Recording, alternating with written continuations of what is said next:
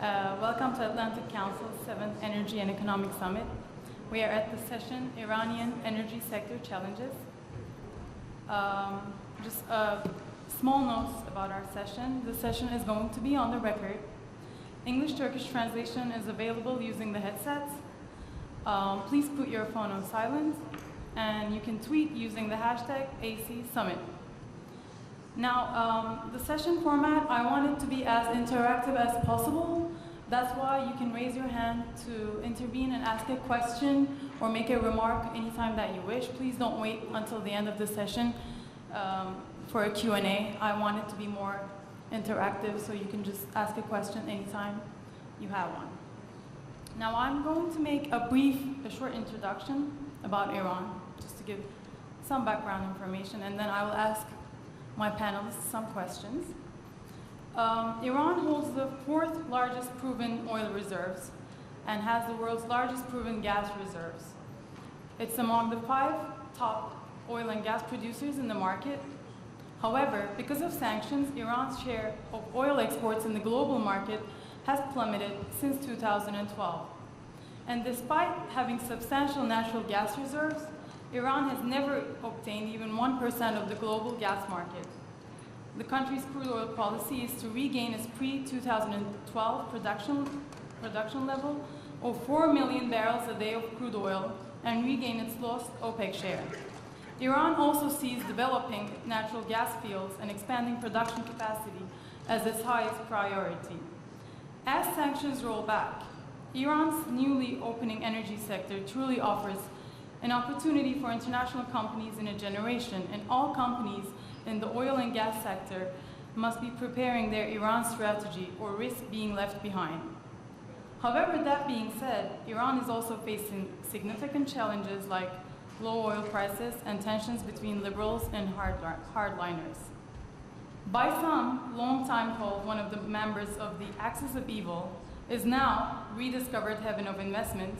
Ladies and gentlemen, can we welcome Iran back on the global stage? With that short introduction by myself, I have 4 very prominent guests with me. I'd like to introduce them to you. To my left is Mr. Mahmoud Khaghani. He is the Petroleum Development Strategy Advisor and member at Iranian Association for Energy Economics. Mrs. Barbara Slavin.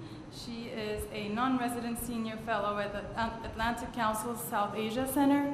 Ms. Sara Vakhshouri. She is a non-resident senior fellow at Atlantic Council's Global Energy Center. And Mr. Javad Yarjani. He is the formal national representative of Iran for OPEC. Welcome all to the session. My first question is for Ms. Slavin.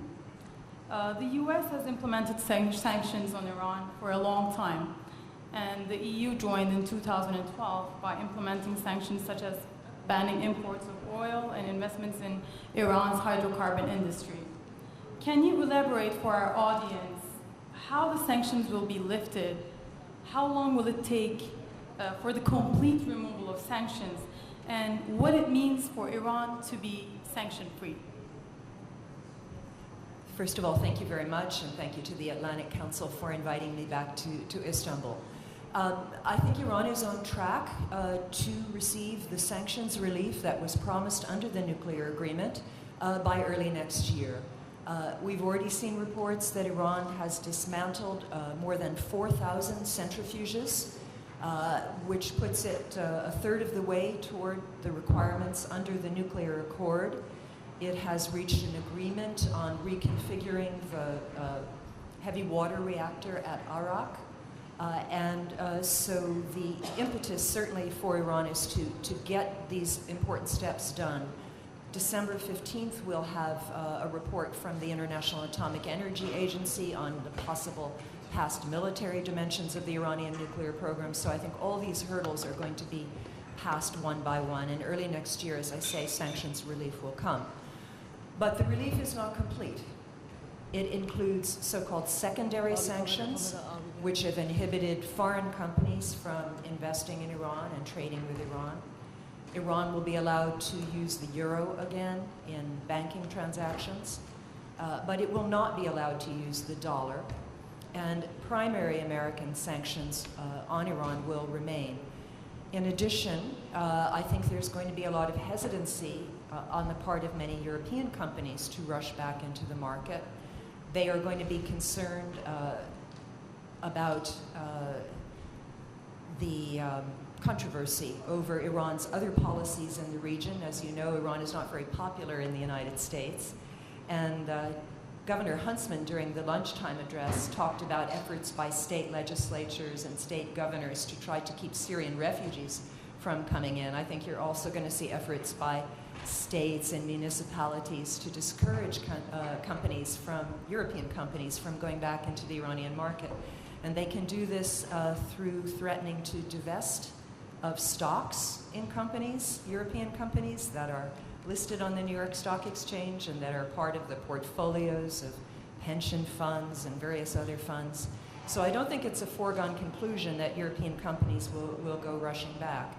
There's also the question, and my co-panelists will talk about this more, of what kind of contracts Iran is going to offer for energy companies coming back in, how advantageous the terms are going to be. So it's not going to be easy. That said, Iran is a very low-cost producer of oil and gas. It has enormous potential, and there will be companies that will be back in there as soon as the sanctions are lifted. So let me stop with that. Actually, an additional question maybe to that one would be, Sure. The elections coming up in the States. Yeah. Because, next year is election year, and what if, the Republicans get elected? Would that cause any changes? I think a lot depends, again, on if Iran implements fully all of its requirements under the nuclear agreement. I don't think we will see a future American administration reimpose the secondary sanctions. But there is always the possibility of new American sanctions against Iran that are connected to human rights, or Iran's support for Hezbollah, or Iran's support for Assad. And the likelihood of that would probably be much greater if there's a Republican president than if it's a Democrat. But overall, I'm fairly optimistic that both sides will, or all sides will, live up to the letter of the Joint Comprehensive Plan of Action. The question is that enough to stimulate major renewed interest in Iran's energy sector? And I leave that to my co-panelists to say. Thank you. My next question is, international sanctions have prevented investment and technologies from entering the Iranian energy market. Sanctions caused Iran's production to drop below 3 million barrels per day. And in its peak in the late 70s, I think this number was around 6 million. How fast do you think Iran can pump up its oil production? And this question would be best addressed to, I think, Ms. Sara Vakhshouri, and then maybe Mr. Yarjani can also comment on this. Well, thank you for having me here. It's a very critical question to answer, because looking at field-by-field capacities and the technicality of bringing back the production to the market, in the short time, our expectations is Iran can raise its crude oil up to 500 kbd. And Iranian oil minister announced that Iran can add 500,000 barrels of oil a day after the sanctions are removed, an additional 500 to that within the 6 months after that. I suspect part of the figure that he's talking would be condensate, because Iran has some additional phases in South Pars, phase 12, 15, and 16, 17, and 18, that these phases are completing by mid next year, and they are going to add additional 150 to 200 kbd of condensate. And he might talk about oil and liquid. Technically, they might be able to increase the production further for 200 more, but that might rushing too much the fields and damage it. 150 kbd of this oil coming out until mid next year would be a new oil, so it wouldn't be just the recovery or EOR recovery enhancement operation. And this 150 KBD of new oil would be from new fields that they are developing in Western Karun, or they call it West Karun. But this would be more for a short-term period. By 2020, they're going to be able to add further oil that would be from new development projects, and that could add 500 to 700 KBD additional to what Iran's crude oil is. And then their condensate by 2020 would double from today's 500 to 1 million. Again, our figures are a bit lower than what Iranian oil minister is talking about.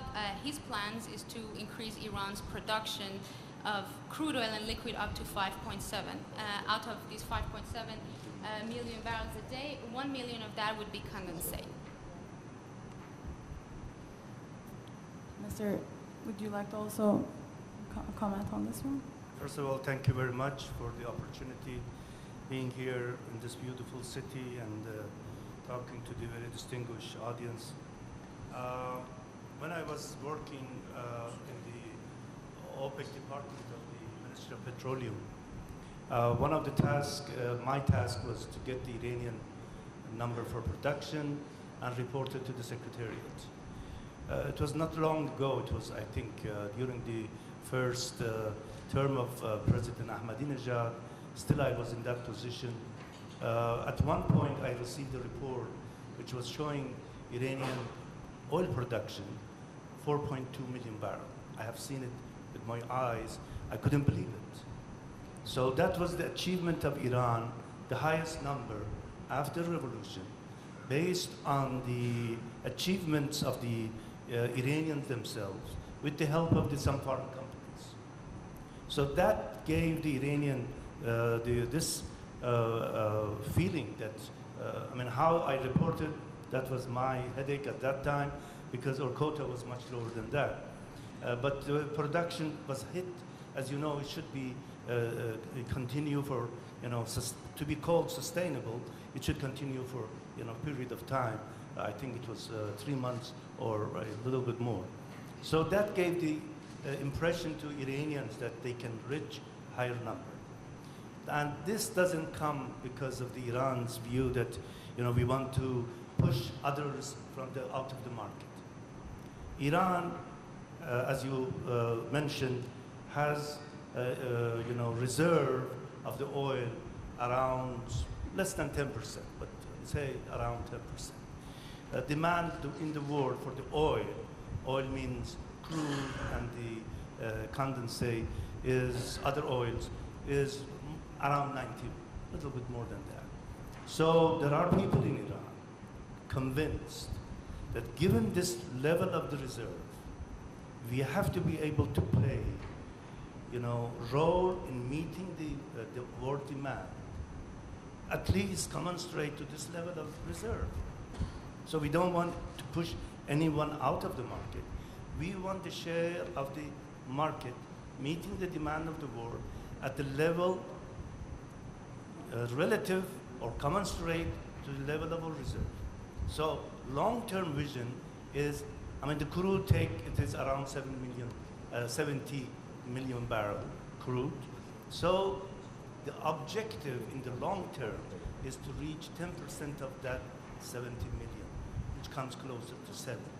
So we have a long way to go there. As Sara mentioned, there are convincing report that within 1 year we can add around 1 million without any problem, given the fact that we reached that 4.2 so easily.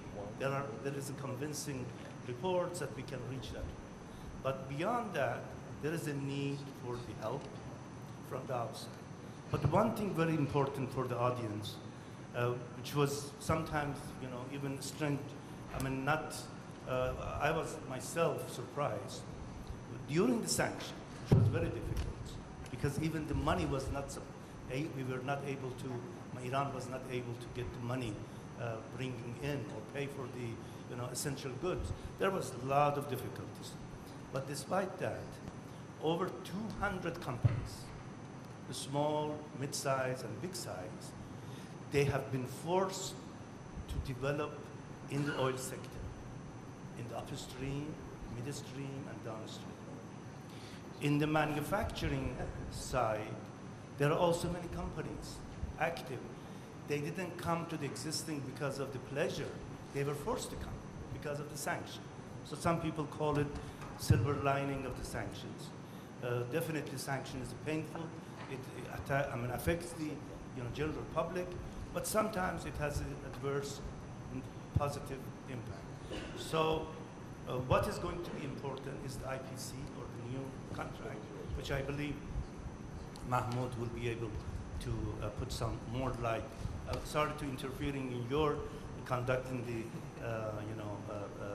meeting, but I felt he's in the better position than me to talk about it. Thank you.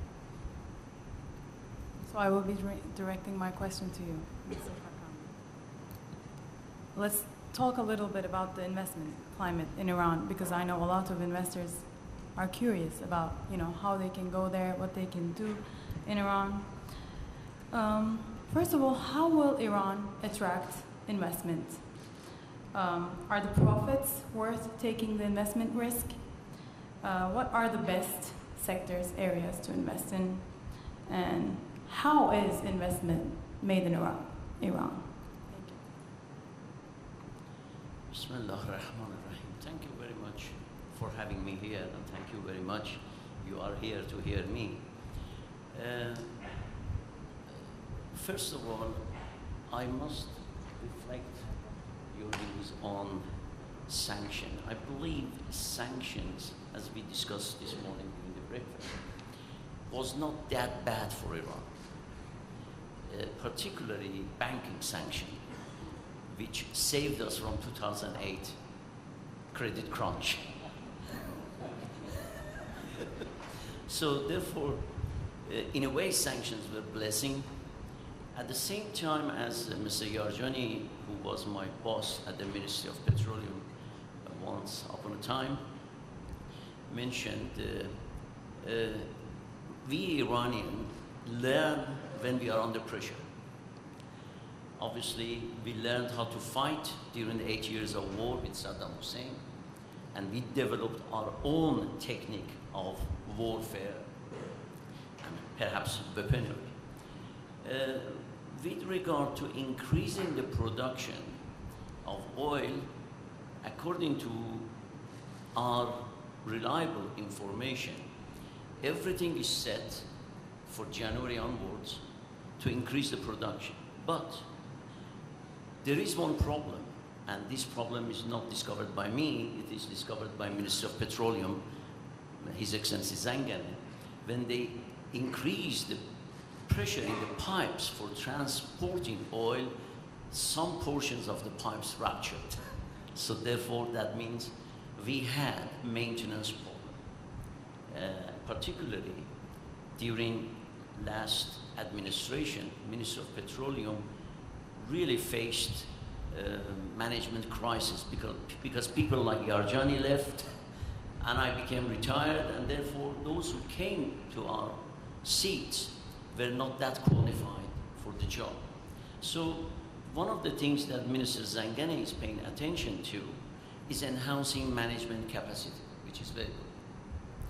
With reference to investment, I have a different view. As you know, Minister of Petroleum has concentrated its current effort on upstream, and they are going to introduce next week the new IPC contract. Prior to that, on Monday, we will have gas exporting countries forum meeting. 10-15 years ago, I wrote an article and I said, gas is tomorrow's oil. But I'm happy that I have been invited to this August conference, which I learned that gas is today's oil. And particularly now we see USA wants to come to the market and compete with us, which I'm inviting them not for, I invite them for competing for cooperation rather than competing in the market. Iran obviously is going to be, as the oil prices go lower and lower, in my opinion, Iran will become more attractive for investment because it is not that expensive to produce oil in Iran. Apart from that, if you look at Iran's geographical location, Iran is a golden gate for 5 seas energy cooperation. That means Caspian, Persian Gulf, Sea of Oman, Mediterranean Sea, and Black Sea. So that is why I refer to what President Rouhani said in Davos last year. And he said, producers and consumers should get together and get rid of intermediaries. What we are witnessing in the market today, either when the price is low and price is high, and that makes decisions for investment difficult, is the role of intermediaries. Otherwise, look, I, as a producer, I like to produce and sell at the highest possible price. You, especially in Turkey, for example, as we are here, as consumer, they would like to buy at lowest possible price. But then if we get together at some point, we see we have to meet investors' interest too, because they need some sort of logical return on their investment. And in the short term, in my opinion, in Iran, the investments on downstream would be more beneficial.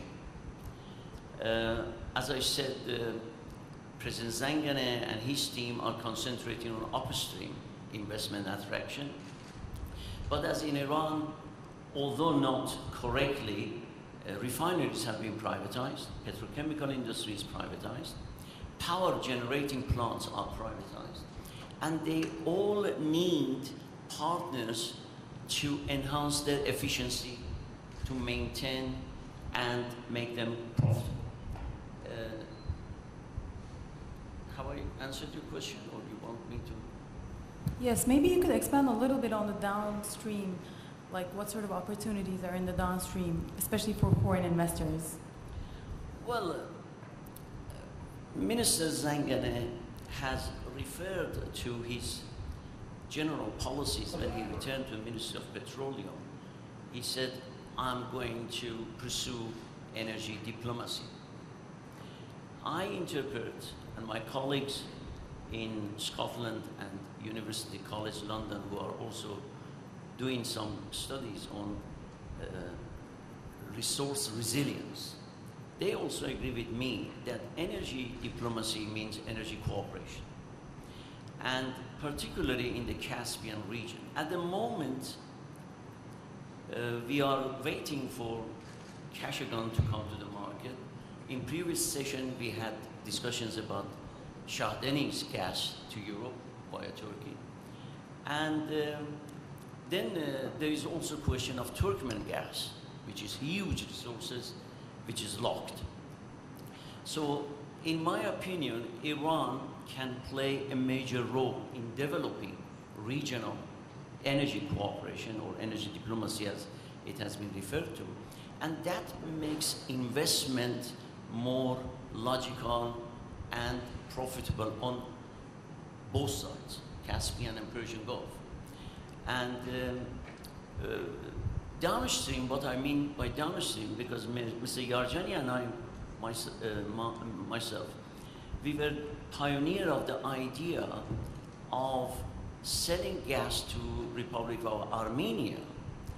And as Armenia in those days didn't have money to pay back for the gas they needed, they are paying with power, with electricity. So, and then we were pioneered the idea of oil swap in the Caspian region. Recently we are now calling it energy swap. One of the reasons we are calling it energy swap, as Barbara said, we are not yet going to have access to dollar banking system. And regrettably for us, fortunately for Barbara, the oil is priced in dollar. But if we come along and design new form of investment policies and call it energy swap, perhaps we can only use dollar or euros as a scoring in the accountancy books. Because, for example, in the case of Armenia, which is a good pilot plant, we are giving them gas, and it is returned by power, electricity. I'm happy to say that now Turkish energy companies have got the idea very well, and they are also in discussions with Iran that they are constructing power plants perhaps on the border, and then and the gas comes from Iran, power goes to both sides, that sort of arrangements. This is what we call downstream, and also, for example, we have got Iran has a very well-developed petrochemical industry, which Turkmens could come and become partner to this industry with their gas. So what we call it asset-type partnership. No money is involved, no dollars. Thank you. My next question is for Mrs. Slavin. How is the political climate in Tehran post-nuclear deal? Can you discuss a little bit about the possible new tensions between President Rouhani's team and the hardliners? And how do these tensions affect international companies trying to invest and operate in Iran? Yeah, I always look to see what the Iranians do and not what they say. So, in fact, the bilateral relationship between the United States and Iran is not that bad after 2 years of constant diplomacy between the U.S. Department of State and the Iranian Foreign Ministry. There are tremendous contacts, and John Kerry met with Javad Zarif just a week ago and spent 3 hours in Vienna, and I would imagine they talked about things other than the nuclear agreement. So on one level, we've made a tremendous breakthrough. But unfortunately, domestic politics in Iran are such that there has to be a kind of counterbalance, which has involved arresting Iranian Americans, including a new individual, Siamak Namazi, an oil company executive, not long ago, and a continuation of this hardline rhetoric and death to America chants and all the things that are an unfortunate part of the Iranian revolutionary record going back more than 3 decades.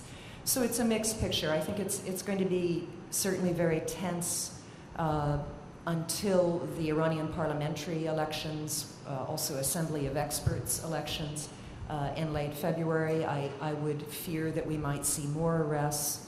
But at the same time, I think Iran is being careful not to try to antagonize Europeans and others that they hope will come back into the market in a big way once sanctions are lifted. So this is an unfortunate spasm of anti-Americanism, but it's by no means the worst that we've seen in Iranian history. And President Rouhani has many advantages that President Khatami did not have. President Rouhani is a pillar of the Iranian system, very close to the supreme leader, and he has some ability to push back, although not entirely, unfortunately, when it comes to the actions of the Revolutionary Guard Corps' intelligence branch, which is the one that's been picking up Americans and harassing people with contacts with Americans. Thank you. Now, are there any questions on the floor? Let me just, because I haven't had the chance to. Anyone? No? Okay. Then yes, you can, of course.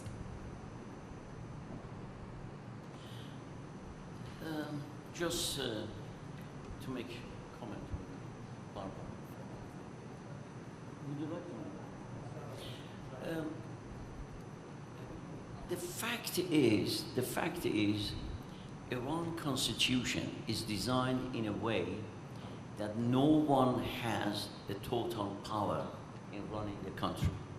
We've got an independent judiciary, we've got independent lawmaking parliament, and the government. Supreme leader obviously oversees all of them, but the state supreme leader has never exercised his personal power, which he knows within his limitation within the constitution as well. But in any country, you get security people, for different reasons, either they accuse other people or they have suspicions and they act. And then after sometimes the court make a decision that whether they were right or wrong. And in my opinion, in Iran, we have to accept the fact such a system is also in existence as it is in USA, in Europe, and nowadays I just saw on TV in Mali, hostages were taken in a hotel.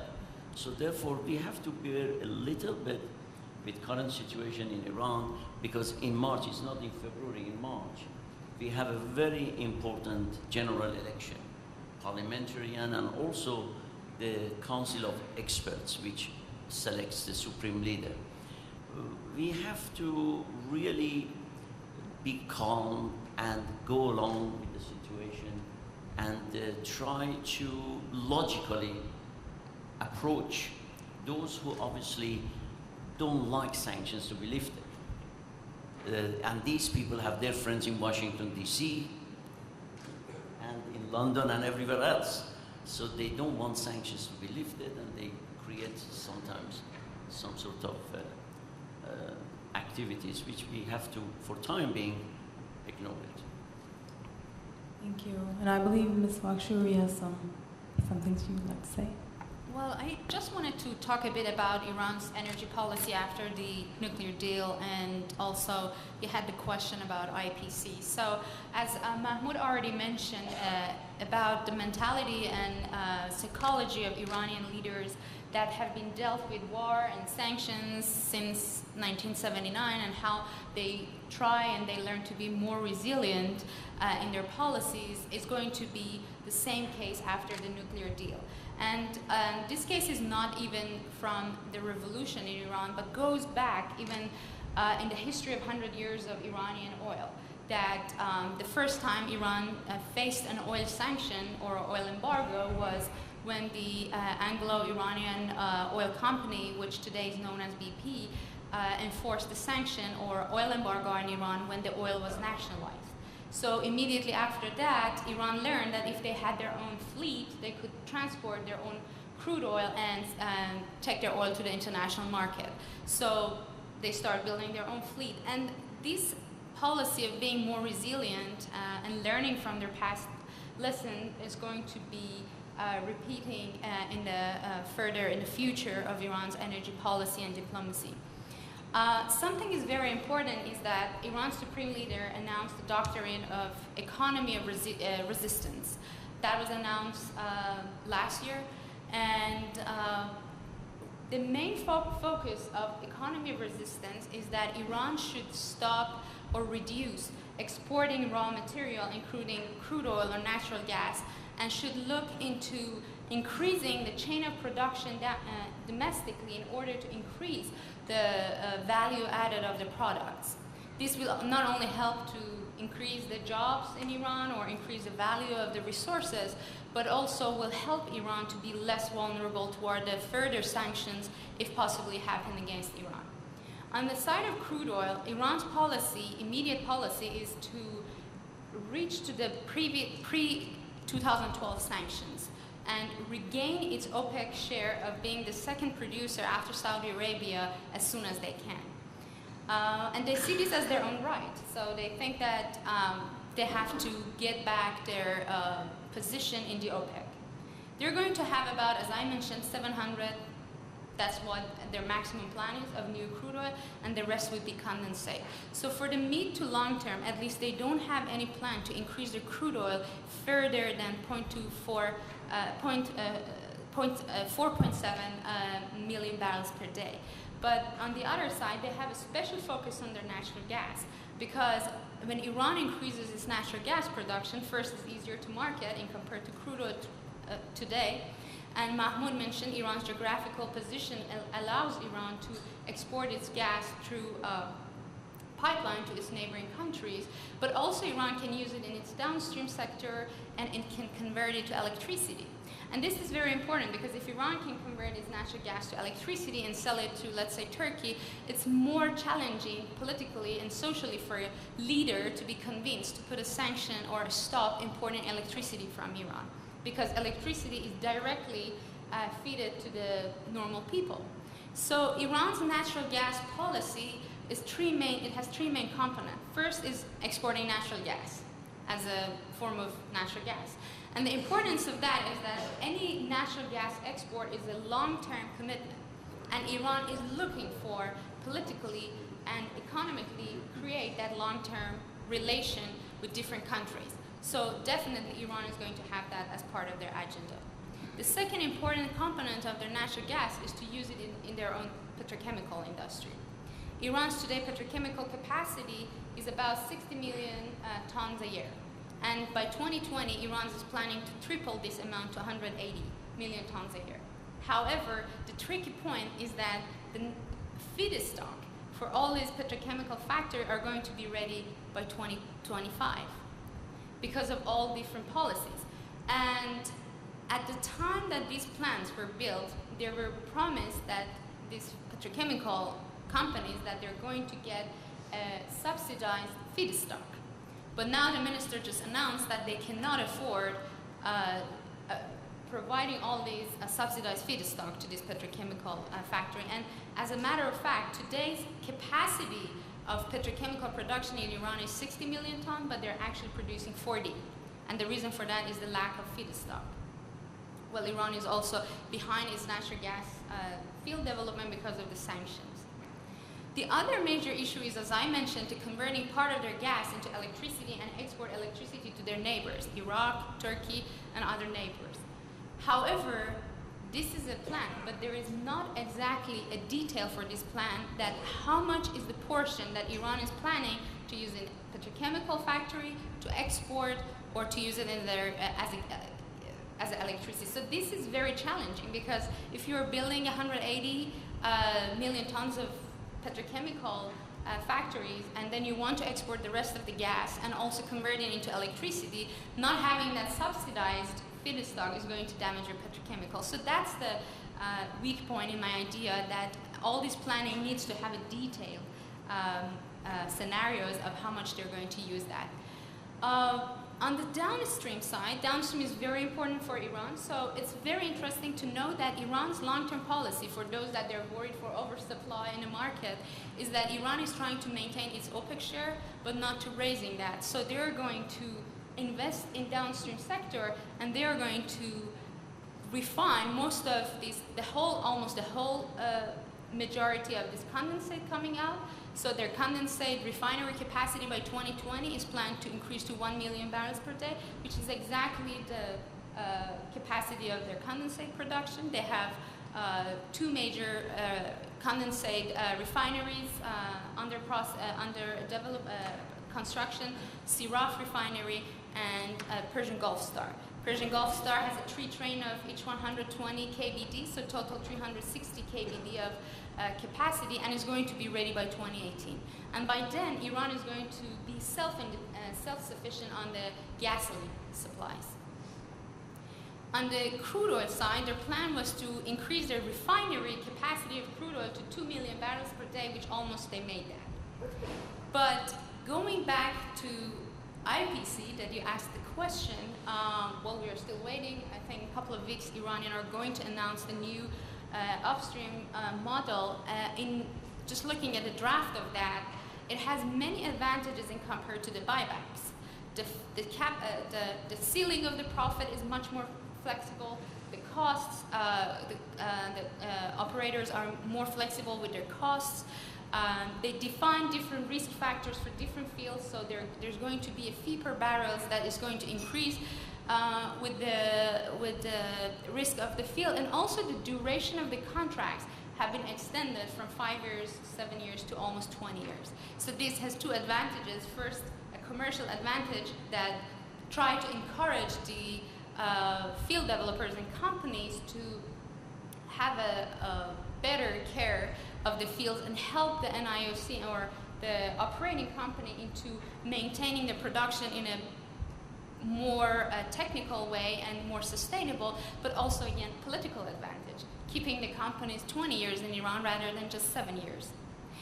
However, still, the IPC, in our view, is not going to be that exciting for most of the international companies.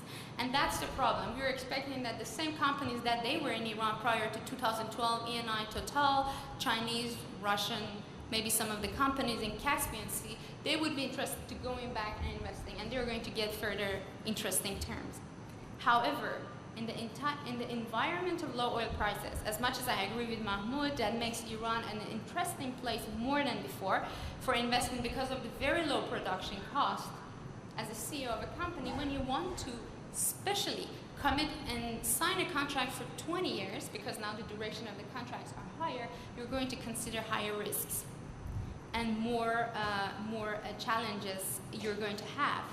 And Iranian contracts, the IPC, which is very similar to Iraqi central government's contract, have this downside. When Iraq introduced this model, the price of oil was above $100, but now is very low. And also, Iran has announced that, the part of IPC speaks that Iran is going to pay back the company from no more than 50% of the field's production. And if the prices are so low, the field needs to produce higher, and then how Iran is going to maintain its OPEC share. So these are all the questions and challenges that could brought up. And if Iran, in an ideal world, would offer a production sharing, of course, many more companies that they lost their assets in Russia due to the sanctions, or in Iraq because of the presence of ISIS, they would be interested to consider Iran. But now that they're not going to get the similar terms, they're more hesitant again, especially because of what Barbara mentioned. Also, another factor that has been changed, the dynamics of investment in Iran, Mahmoud alluded to that, is the previous administration in Iran that caused further more sanctions on Iran. Their stronger ties to IRGC, which is the sanctioned entity, and also the corruption. Because Iranian oil minister have himself brought up all these corruption issues. So this prolongs the duration of the compliance for all these companies to choose domestic partners. Because when they want to choose a domestic partner, they have to go through this long process of compliance to make sure that these partners are not first related directly or indirectly with any sanctioned entities. And during the previous administration, most of Iran's major companies were announced that they have this tie to IRGC directly or indirectly. And the second part is corruption. And Iranian oil minister himself announced that, for instance, in case of IOEC, one of Iran's major company, there have been Iranian offshore and company, there have been 30 rigs that have been purchased, and then Iran never received it. So there's a big public corruption case. These are all create hesitations and make the companies to kind of be more cautious of going along with other issues that Barbara mentioned on the U.S. side and their investments in the U.S. Thank you. Thank you for your comments. Actually, talking about these challenges, but I think, a major challenge is the drop in the oil prices. Oil prices have fallen by around 60%, and International Energy Agency just recently announced their estimates, and they're not expecting oil prices to go up for the upcoming 5 years, maybe up to $80, but not more. So this is another challenge, and with the current price levels and predictions, how realistic is it to expect foreign investment into Iran's oil sector in an already oversupplied and volatile, competitive market? And I think maybe Mr. Yarjani, if you would like to say a couple of things about this. Yeah, as I think you have noticed, and the audience as well, that the situation in Iran is not as white and black, like most of the carpets in the world. Iran's situation is like a Persian carpet, very elaborate and You have to read between the lines and see the beauty. I mean, so it is a very complex in a sense. It is because of the history of the country, because of the political developments, because the country has gone through the revolution, 8 years of war, sanction, all these things. Despite all difficulties, we have been able as a country to survive. We have been in the neighborhood, I don't know, for more than thousands of years. So we have proved that we can find a way out. You said the main challenge for Iran at the moment is the oil price. Yes, oil price is important, but that is not the main challenge. The main challenge for Iran is to find a job for the young generation. The country has a population of reaching 80 million. They have a lot of, we have the university students, coming to the labor market more than before, I mean, every year more. And the number of the ladies in universities, of the girls in universities, much more than the boys. So they're all looking for the job. So the Rouhani administration, he has made it clear that first he will try to take out this impediment for the development, which he spent 2 years of his administration time. Now, from now on, for the next 2 years, it will be to deliver. And that is where the partners of Iran in this negotiation, P5 plus, P5 comes in. The main, so we will have to see whether or not, they say sometimes in their presentation, we have to see if Iran meets its obligation. Definitely Iran is going to meet its obligation. It has been, so it is important if they do, and if the Congress in the United States doesn't go for the, more sanctions, because Rouhani has put his name and his reputation that there is, way that definitely we can benefit, the country can benefit if we go this path. There are other peoples who are saying, no, you're wrong, because there are examples. Iran, full force, helped George Bush to defeat Al-Qaeda in Afghanistan. What Iran got in return? Being in the axis of evil group. So there is a history. So people have to be worried. Some of the reactions, we have to understand, those people who are worried that no. This we cannot trust. So Rouhani team and Zarif, they are saying no. We can be politically different view like China or India or other countries or Vietnam, even they had the war, but economically we can have the relationship which benefits all the region. Rouhani has been, the team around him strongly believe that for the main priority is involve the international companies, not all major ones. Specifically, they have said that, mid-size, medium-size, small size, there are opportunities. Because it is Iran's gas and oil production performed, or they have the opportunities or potentials are so great. As it was mentioned, in every sector there are possibilities. Iran is welcoming those who need natural gas as their feedstock, for the petrochemical, for the other production. So it is not just a matter of oil and gas. It is mining. Mining is going to play the role. Fortunately for Iran, unlike many countries in the region, the role and the share of the oil in Iran's budget has been going down and down and down. So in that the lower price of oil, it is going to be difficult for us, but we are not going to crumble because we have learned the hard way.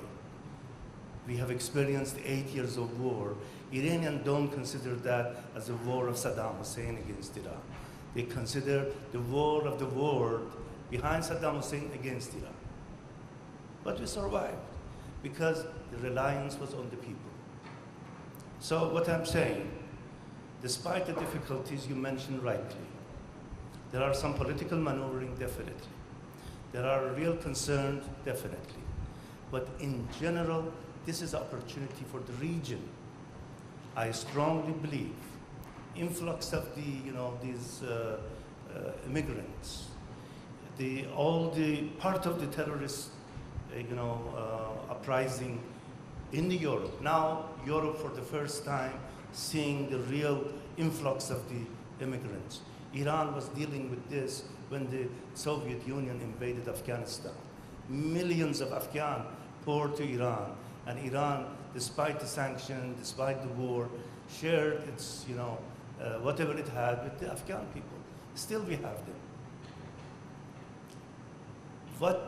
What is said that, Europe has opportunity.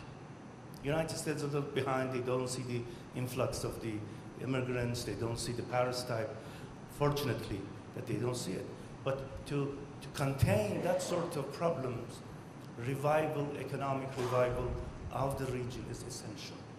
And Iran can play the role of the catalyst because it has 80 million people. It needs the investment in every time. And if Iran revives its economy, Afghanistan could benefit, Pakistan could benefit, and the whole region can benefit. And the second one, which I mentioned yesterday, is a change of the thinking. This morning, there was a suggestion that there is a rivalry between Sunni and Shia, Iran and Saudi Arabia. I have to say this, one cannot say that, because what is happening as a Salafis, they are 5% of the Sunnis, less than that. They cannot represent this is an injustice to the Sunnis. That's saying that, what is happening by the ISIS, it is Sunni, uprising. No, it is a very small, ultra-conservative or radical. So there may be less than 5%. So definitely Iran is against the, ISIS, but definitely not against the Sunnis. And maybe I add, it's maybe beyond this discussion, but I believe the solution is the change of the attitude toward understanding of Islam. And maybe the best one to do is to listen to the teaching of the Maulana, which is the great Sunni poet, and it is in the Turkey. So if it is compulsory for all the Sunnis or the Salafis to read his poems, maybe we can have a better life.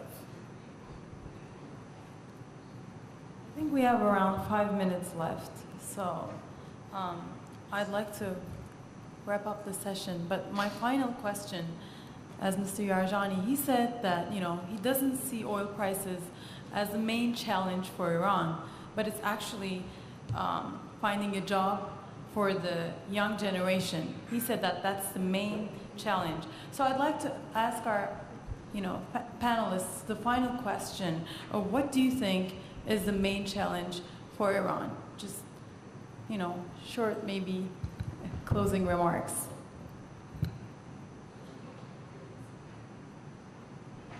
I think the main challenge for Iran, and if you all agree with me, is we have to depoliticize energy industry altogether. But there are also opportunities for Iran, which I believe we can convert challenges to opportunities. One of the blessings of sanctions so far is Iran doesn't have major foreign debt. And it has a lot of money, which is on the way to come back to its pocket. So it can, by itself, to invest in its own energy industry. But what Iran needs is know-how, is technology, which you may have. You can become partner in these areas.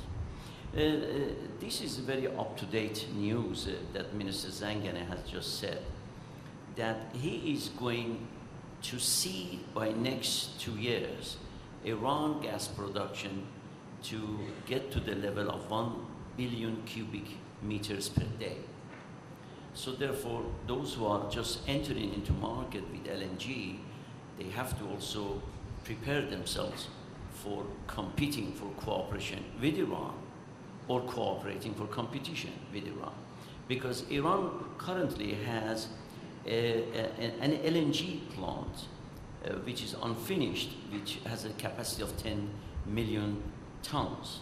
And if that is completed, at least 2 South Power phases can be absorbed in that LNG plant. And Minister Zangan has also said that it is not commercially viable to export gas by pipe to Europe. So his priority at the moment is neighboring countries. And we have already constructed a pipeline to Iraq for 50 million cubic meters per day for gas export to Iraq. Another challenge that we are facing is that as soon as sanctions are lifted, the energy consumption domestically will increase, especially power consumption. And our power plants are very inefficient. I mean, the efficiency is 37%, which is not good. So therefore, that is why I'm saying the opportunities are in Iran downstream at the moment. In particular, cooperation and partnership with countries like Turkey, in my opinion, is going to be very much promising. Thank you very much. Thank you. Barbara. To my mind, the major problem is that Iran has allowed ideology to get in the way of its national interest, and this is an old problem, and it goes back to the revolution. I understand the reasons for it, but I do hope that the pragmatic policies of President Rouhani and his administration are continued and enhanced, and I would also like to see Iran restore normal diplomatic relations with the United States, because the lack of those relations hurts Iran more than it hurts the United States. Thank you. I think for the challenge in Iran's energy industry, just talking about, I think Iran needs to have a regulatory system. Iran is one of the unique countries with so many resources of energy that does not have an independent regulatory system. And maybe that's why most of these plans and policies are contradicting each other and are not making sense. For instance, you're developing all these petrochemical factories, and then you are having like your other policies going. So you always have these policy contradictions together. But if there is a regulatory and in energy sector body, they could independently react, and they could have that independent ideas from the ministry or from any other organization, if possible, politically. I'm not talking about the viability of that, but just as an idea that would help Iran's energy industry to have a more structured structure. And it's very important because as an investor, if you're going to a country that has this independent regulatory system, you feel more comfortable to deal with that rather than just dealing with the government or government entities. I just wanted to add a quick point on that low oil prices. Aside from all the challenges that low oil prices is creating for Iran's economy, but has created some opportunities because, as also Mahmoud alluded, Iran's very low cost of production makes Iran very attractive at the time of low oil prices. And also we should look at all other major issues in sanction on Russia and the problem in Iraq.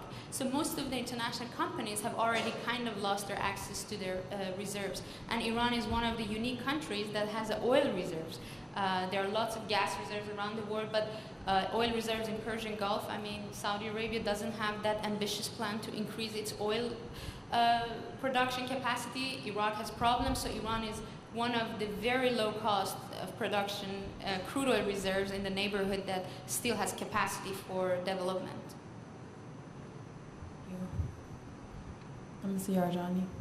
If we limit ourselves to the challenges in the oil and gas industry, which is different from the country's challenges, which we don't discuss it. I mentioned, job and all these promises that have been made, and the country needs. It has a drought. It has a problem with the. So we put aside those challenges, which are many. just concentrate on the oil and gas. I mean, now one can see, because what we discussed here, the oil ministry has come to this conclusion, the country has come to this conclusion, that the Iranian private sector should play the bigger role when the international oil companies come in.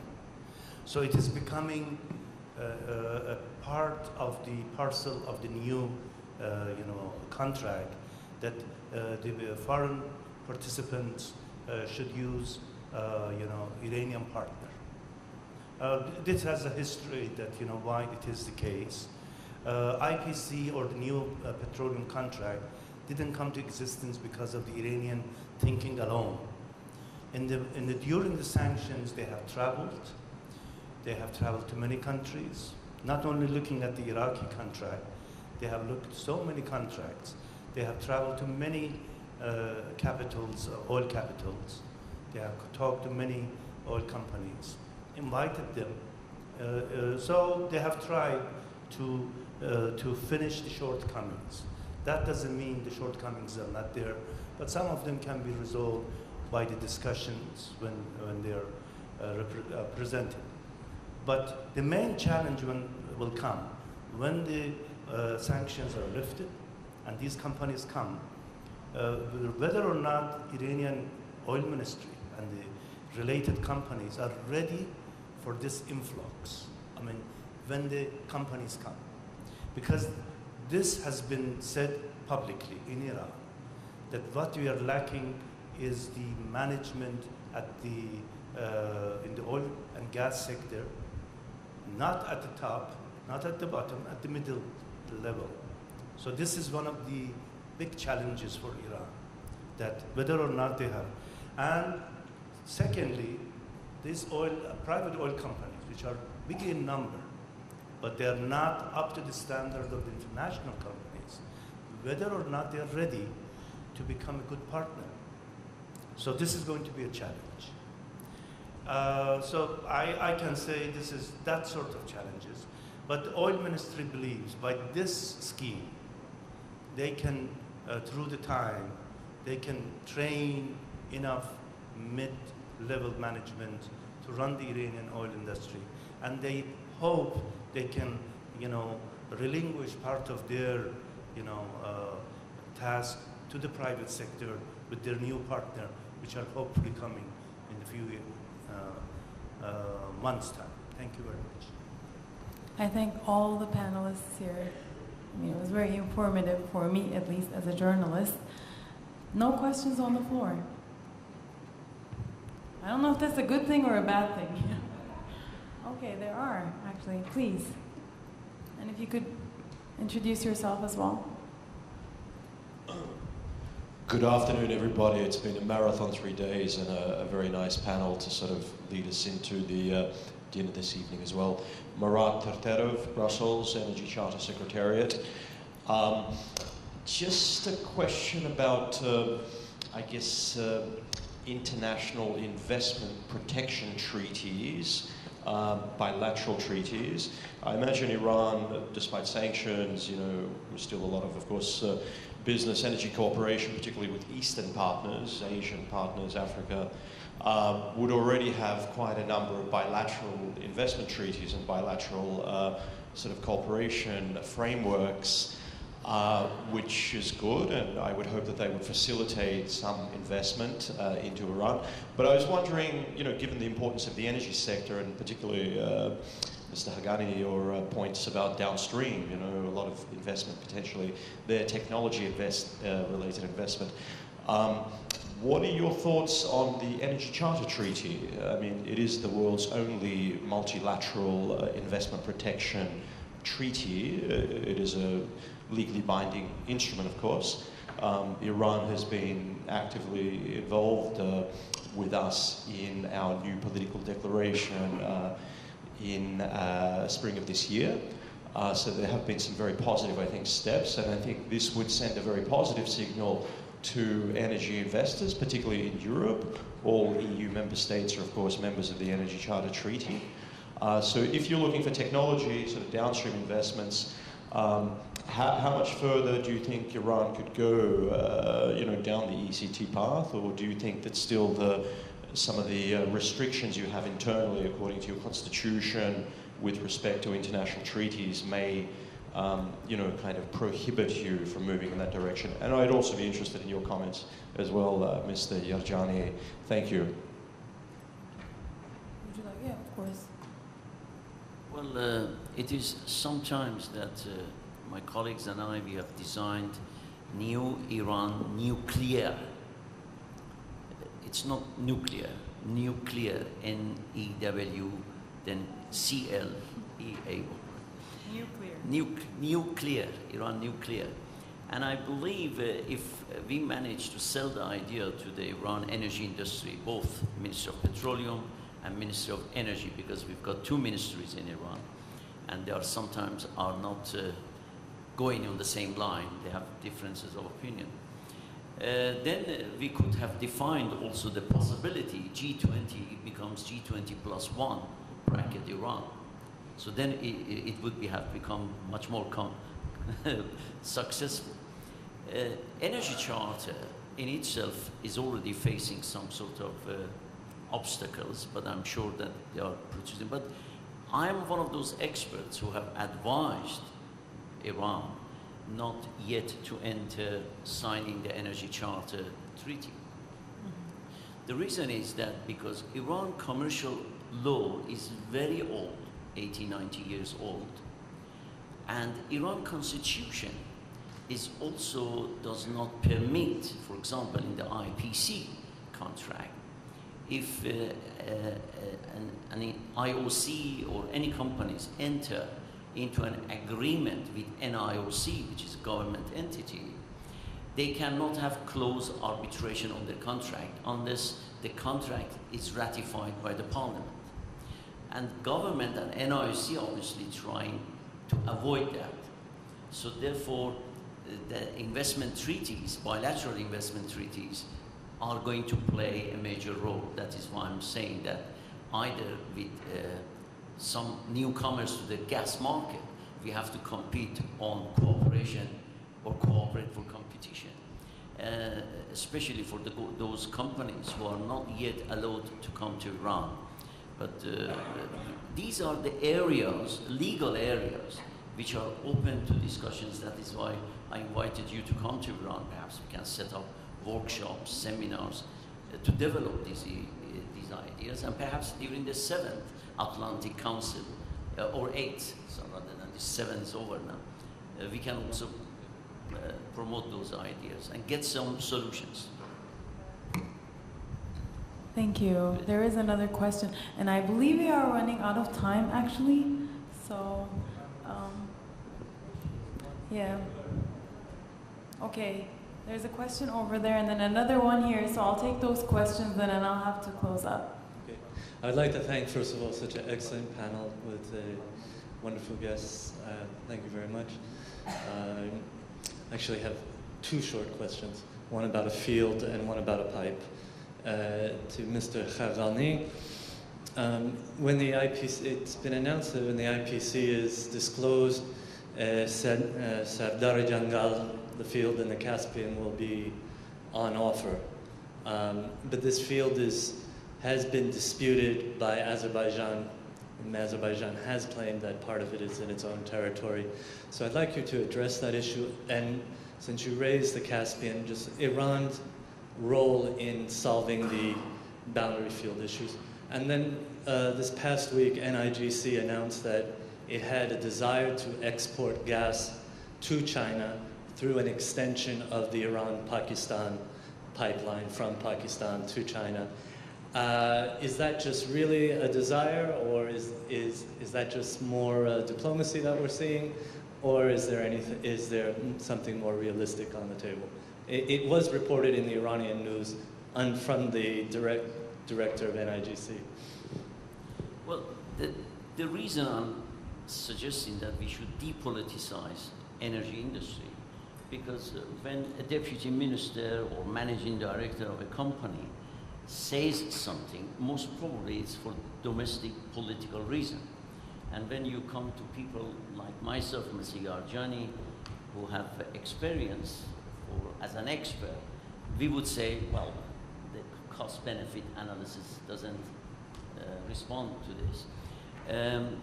In the Caspian region, Mr. Chris Cook, who's a research fellow at University College London, and myself, we defined a solution, we call it non-dominion. In a way, because we believe that the legal regime of that region is not going to be resolved in the 21st century, perhaps 22nd century, we have to wait for it.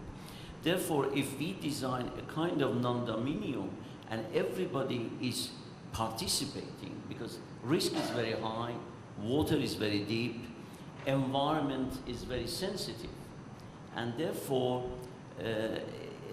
I don't believe even in these 50 projects that Iran is going to offer next week with the IPC contract to be disclosed.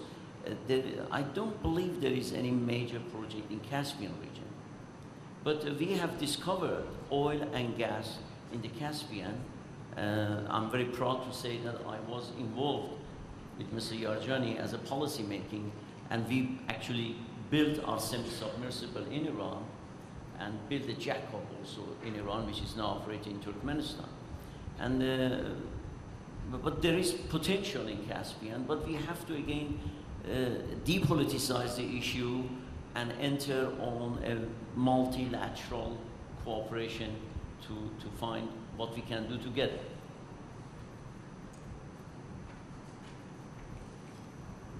Okay, any other panelists want to add to that? No? Okay, then I'll have, there was another question, I think. Here, yes. The microphone is coming.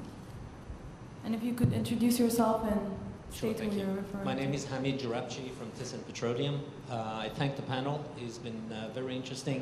We've learned a lot today. I wanted to actually ask a follow-on question. What is the legal framework in Iran to protecting foreign investment, foreign companies coming in and putting capital down? Thank you. That's a very important question. So in, I guess, 2000 or 2001, Iran reformed its foreign investment regulations generally in all the areas. This is not only petroleum sector, and it's called FIPA, Foreign Investment. It's FIIPA, I don't remember exactly the abbreviation of that. So it's FIPA 2001, if I'm not mistaken. So in that reform of the investment, foreign investment regulation, they included a clause that in case of any dispute between Iranian and the foreign investment, the dispute can go to the foreign international courts. Because before that, the arbitration would happen in Iran. But it's very important because, if I'm not mistaken, this is only applies to those countries that they have a bilateral relation with Iran, and that's how they're going to be protected. So those investors that are, they're coming from countries that their country does not have that bilateral trade or relation and agreement with Iran, they're not going to benefit from this protection of international arbitration. But coming to the energy sector, NIOC has its own general terms and conditions. For instance, on an oil trade, each general terms and condition or for investment has its own clauses. So any investors could make sure when they're negotiating that in case of any dispute, they have to refer it to the International Court of Justice based on negotiation. But if by protection you mean, for instance, like in case of Mexico, people are worried that, for instance, have a investment in one sector and then the government come and nationalize that sector. Is there any protection against that? Iranian officials, they say that they never had a history of that, and according to Iran's international investment regulations, foreign companies could invest even with a share of 100% in Iran's mineral sector and different sectors, including oil and gas. But in oil and gas sector, again, the National Iranian Oil Company limits the share of a foreign company to 49%, so they would have a dominance of 51% for voting reasons. They're case by case. Again, you know that, for instance, according to Iran's constitution, the ownership of the resources is belong to the public. So even any Iranian private company could not sign any investment agreement that would have any type of ownership of, let's say, hydrocarbons or different minerals. But when it comes to the investment process, in different, let's say in mining sector, a company could have up to 100% share, or in petrochemical. And in fact, they are using this as creating incentives for foreign companies. For instance, Iran is integrating its upstream and downstream for investors. Let's make an example. For instance, an Indian company, ONGC, can come and develop a natural gas field, let's say one of Iran's gas fields, produce gas, and then Iran would allow another Indian company, part of this joint venture, to produce and build a, let's say, petrochemical or a refinery, and use the whole gas that another Indian company produced in their own downstream or petrochemical sector. Just an incentive, and also, again, part of that doctrine of economy resistance, to add the value add and keep the chain of production inside domestically. But I would say that it's very much depend on negotiations and like type of a contract that they're signing, because they can always add different clauses in there. And it's very important what are the conditions, because sometimes there might be conditions for arbitration. For instance, again, when it goes back to oil trade, there is a very simple problem that traders would have with NIOC, and that's very natural. It would be the delay of loading or discharge. So for instance, there would be, according to contract, there would be certain hours, let's say 36 hours, that a ship would need to load or discharge a product on the port. But if this would delay, let's say instead of 36 hours to 70, then NIOC would have to pay the difference of the difference as a fine. But one of the conditions of NIOC to pay this difference was that the ship had to show the discharge certificate to NIOC. And many suppliers or many traders, they wouldn't want to show their discharge certificate to Iran. And that's why they wouldn't get their claim back. So it's very important what are also the clauses and the conditions in any negotiations or general terms and conditions that NIOC has for different types of investment and work with foreign partners. Thank you very much. And I thank everyone that attended our panel, and I think that makes the end of our session. Now I have some remarks I'd like to make. Please leave your translation headsets in the room when you're leaving. There will be a coffee break outside in the ballroom foyer from until 5 p.m. And then the next session will begin at 5 p.m., which is the special session on American foreign and energy policy priorities, which will be back here in the ballroom 3. Thank you all. Thank you to our panelists, of course.